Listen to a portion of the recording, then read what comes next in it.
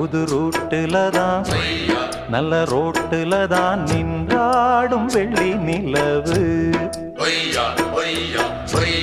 இந்த ராத்திரியில் ஒரு யாத்திரையில் பூவோடு காத்தும் வருது.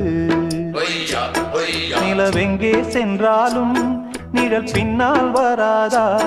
நீ வேண்டாம் என்றாலும் அது வட்டம் ஈடாதா?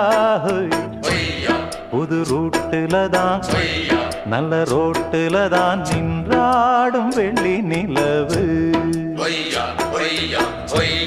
இந்த ராத்திரியில் ஒரு யாத்திரையில் பூவோடு காத்தும் வருது.